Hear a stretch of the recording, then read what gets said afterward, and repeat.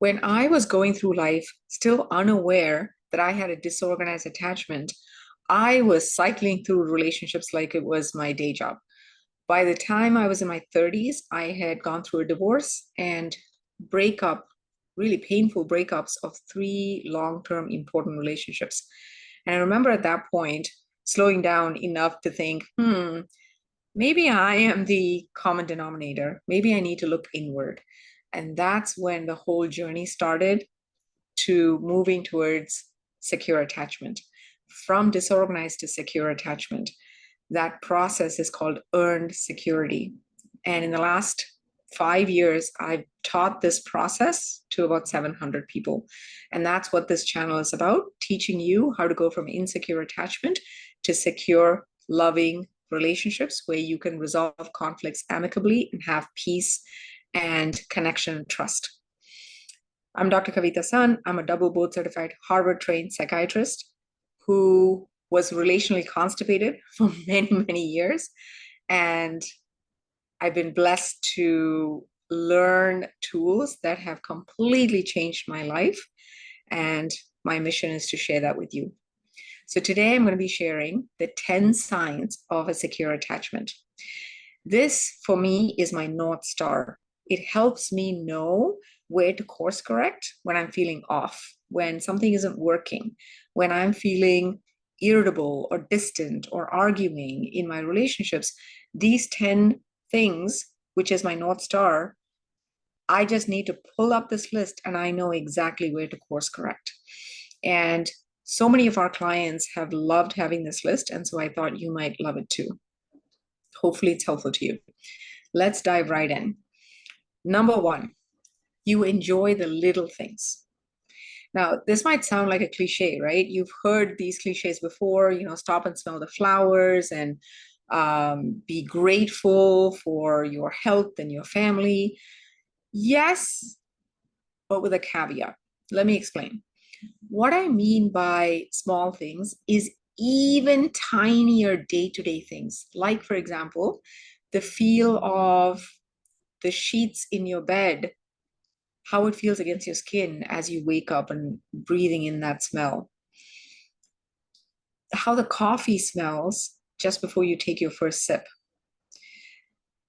The comfort and nourishment and warmth you get permeating throughout your body when the sun is on your skin. The enthusiasm and the innocence and exuberance of your niece or nephew when they see you and they come running up to give you a hug. The friendliness in the barista's voice as he's asking how to pronounce your name to write it on your coffee cup. So notice that I am talking about little things, but I'm talking about what they mean to me. What did they mean to me in that moment? That's what secure people do. They don't just randomly say, oh yeah, the cup of coffee was nice. Oh yeah, it was a sunny day, that was nice. They think about, why was that important to me? Why did that feel good to me? And they really stay and expand on why that was important to them for just 10 seconds each time.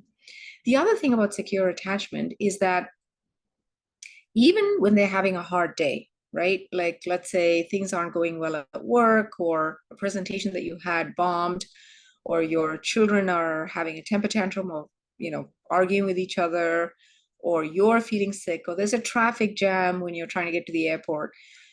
Things that all of us face, even in the midst of genuinely annoying things like that, securely attached people also notice these other cues that I'm talking about: the sunshine, the coffee mug, the exuberance in someone's laughter, right? They also notice those safety cues. Those of us that are insecurely attached, it doesn't even register with us. We tend to only focus on the things that are not going well. We tend to make it mean that there's something wrong with us, or there's something wrong with the world. And then we ruminate on that and expand that. So it's not just about the little things. It's about, what does it mean to you? and then sitting with that and expanding it for a few seconds and noticing those things even in the midst of genuinely annoying day-to-day stuff, right? So that's the first one. Number two, you have a purpose or mission.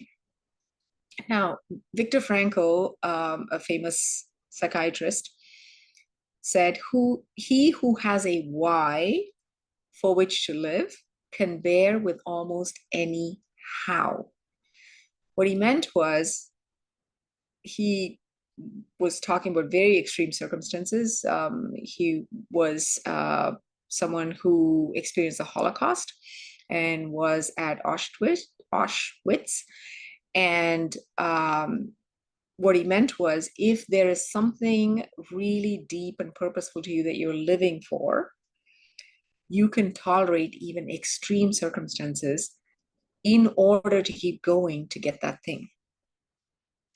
Many of us are not living in such extreme circumstances.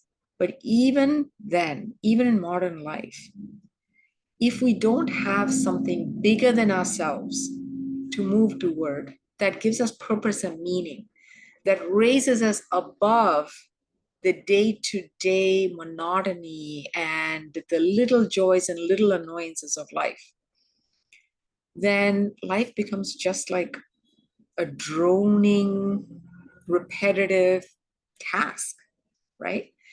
And when that happens, we become overly invested in little things going our way because we don't have anything bigger or more deeper to live for. And that's when we can get burnt out.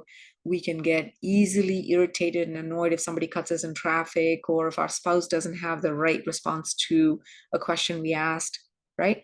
So one of the most important things that you can do for your own mental health is to figure out, what is the meaning and purpose of my life? Why am I on planet Earth? What is my unique contribution to make during this lifetime? It might be as small as raising a securely attached child, or planting a garden, or creating a nonprofit, or something else. It doesn't matter what it is, as long as it has you jumping out of bed, feeling alive, feeling focused, knowing that even when you burn the midnight oil, you are excited, in flow, and you're grateful to be serving the cause. You got to have something like that. It does not have to be big, but it has to be meaningful for you. For me, my mission and my purpose is to pass on a legacy to my daughter that is better than the one that I inherited. That to me is the line in the sand. That's the reason I do everything I do. The newsletters that I send, the YouTube videos that I make, the work that we do with our clients, everything is an offshoot, is an expression of this deep mission and purpose of my life. Because when I'm engaged in creating those tools and helping other people in this area, then obviously I am going to be maintaining my own growth and healing. And it will also trickle down to my daughter, right? I cannot give from a place where I'm not doing the work. It won't even resonate with anybody.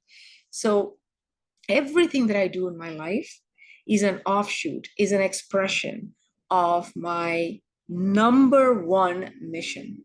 And this mission, it will be my mission if I lose everything.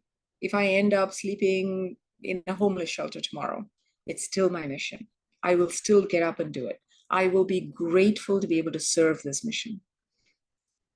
You got to find yours. Number three, you take care of your energy. This is something that it wasn't even in my vocabulary for a long time. I understood moods and thoughts and sort of the neurochemistry, right? Being a psychiatrist, learning neuroscience, I knew all of that. But I, for a long time, didn't understand that our bodies created a lot of our moods. Our body energy is something that you cannot override. Your nervous system basically is not something you can override.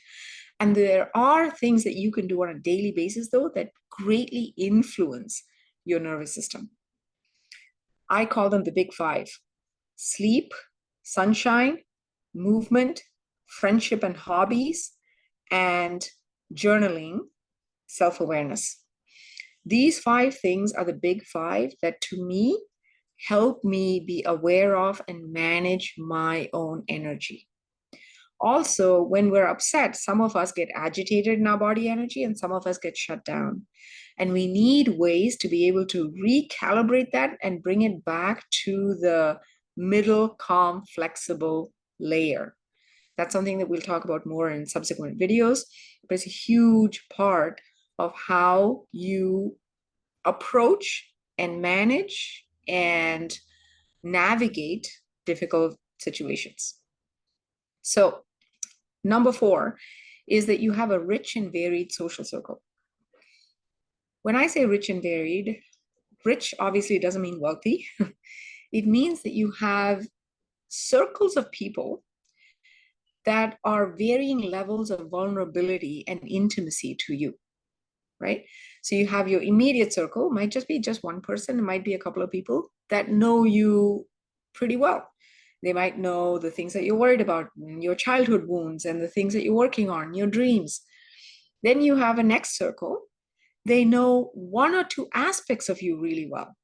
For example, I have friends who are also of Indian origin, and so we connect around Indian music and food and culture and dance and books and language, right? They don't know a lot of vulnerable things about me, but we connect around really crucial, meaningful parts of my personality and theirs.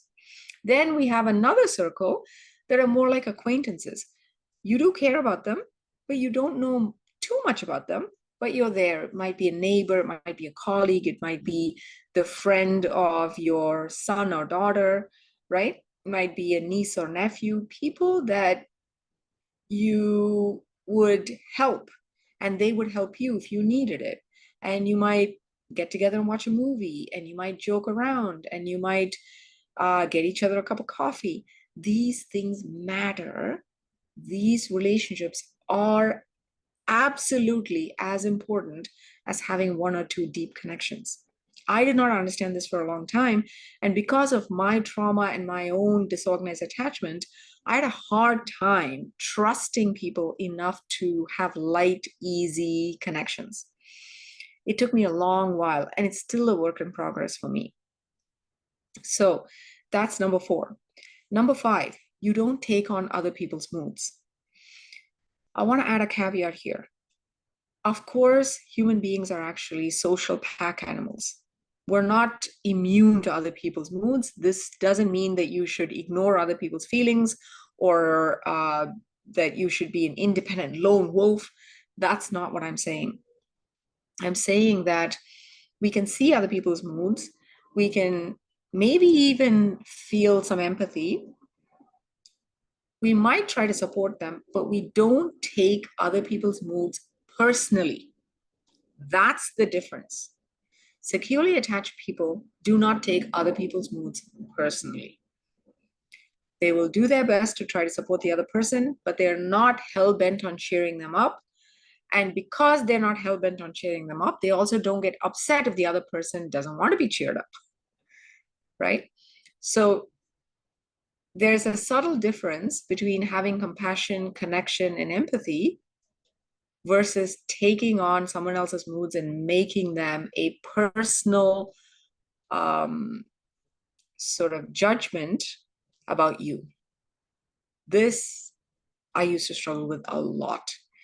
If someone was happy when I was very, very sad, I took that as an insult. When someone was very sad when I was super happy, that felt annoying and selfish. I've come a long way, and there are processes and skills that you can learn as well if you struggle with that. All right, the next one is you like your own company. This one is just simple. You simply like being with yourself. Doesn't mean that you're a loner and you want to be by yourself all the time. Most of us, if we never see another human being for a very long time, we will get lonely. But securely attached people can spend a few hours or even a couple of days just enjoying their own company, maybe reading books or taking walks or hiking or uh, doing a project or doing art crafts, something by themselves, doing their thing with themselves, and they kind of enjoy that time. Maybe some people use it for thinking and deep work. Some people use it just to walk around and listen to music and enjoy that time. It doesn't matter what you do with that time. It's the ease with which you can be still and hear your own thoughts and not be overwhelmed by them, right? Number 7, you express your love in small ways often. Small ways is the operative word. I'm not talking about big grand gestures. The way we feel around someone else is based on just minute by minute how it feels in our body to be around them. The same thing for other people, how they feel around you is not based on the type of gifts you get or how you dress. It's just the sense of being around you and how safe and easeful that feels. And part of that is that securely attached people do little things simply because it occurs to them. For example, you might be walking by a store that sells specialized craft popcorn. And you suddenly remember that one of your friends who lives in another state is going through a breakup and she loves this sort of unusual flavors of popcorn. So you get a couple of sachets and you drop it in the mail with a little note to her, right? You might pick up some flowers at the farmer's market and swing by your neighbor's house and give it to them just because, right? You might write a little note and put it in your lunchbox for your spouse or your children. You might send a book in the mail to somebody because you think it might help them. You might ruffle someone's hair as you pass by. You might pick up their favorite snack at the grocery store. These little drops of love, securely attached people tend to do them often and take joy in giving in that way without any expectation other than just to love on somebody. The other part of this is that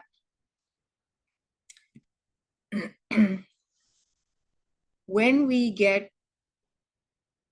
confuse these small giving with the idea that there should be some sort of reciprocation.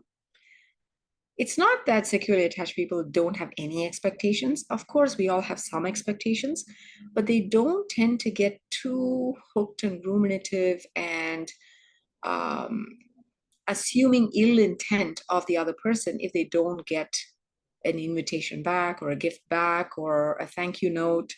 They tend to shrug and say, they must have forgotten. They must have been busy. Something must be going on.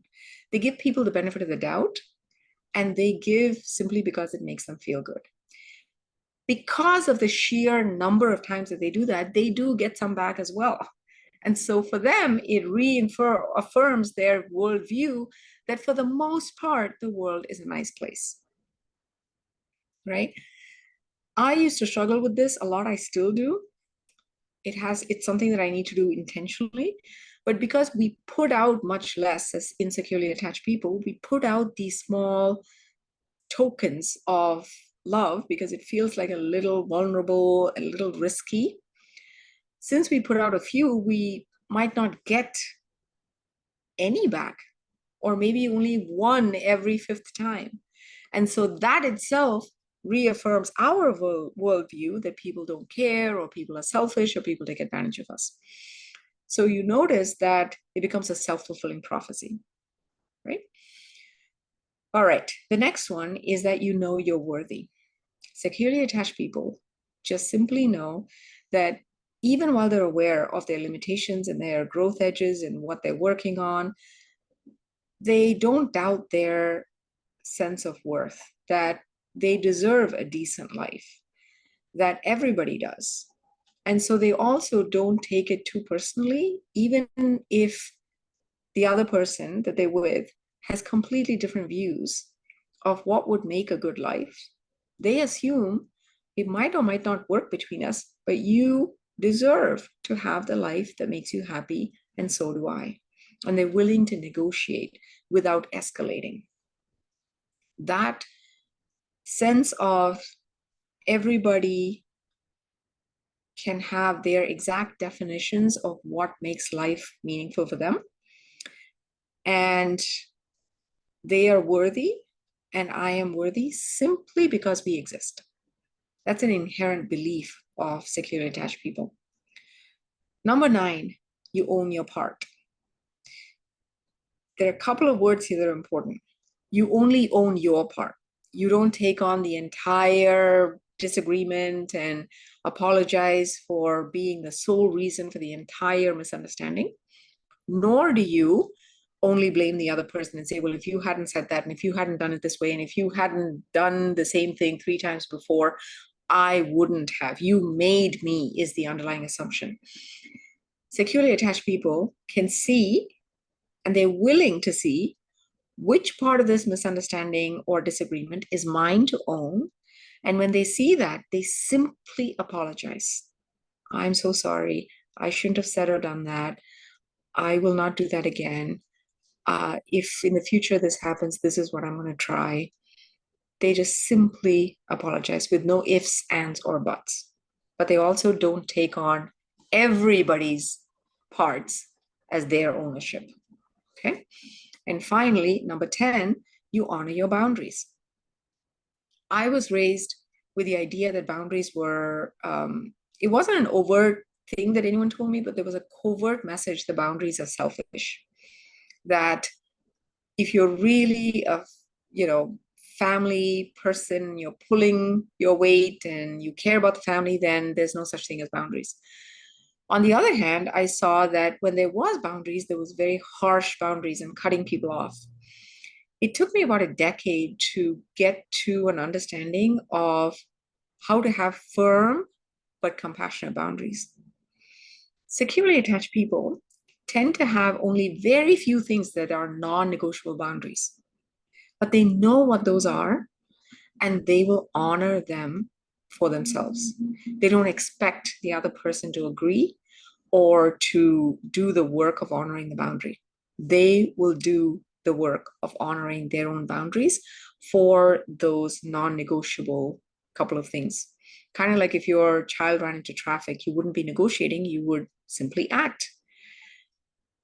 I spent many, many years telling the other person what my boundary was over and over and over again, expecting them to agree or follow through. And obviously they didn't. And then I would be more resentful and I'll try to explain it again.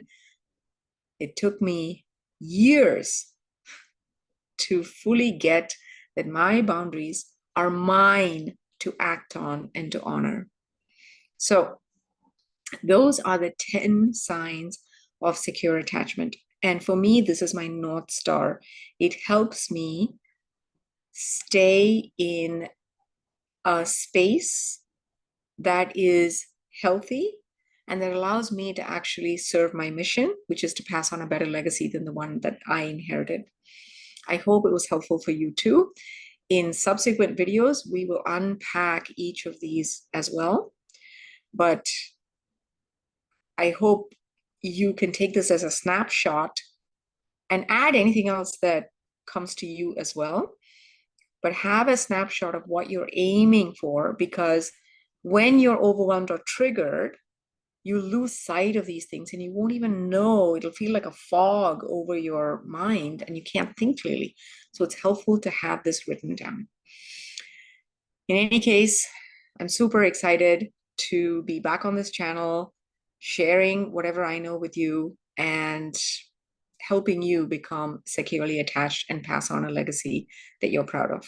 I'll see you in the next video. Bye-bye.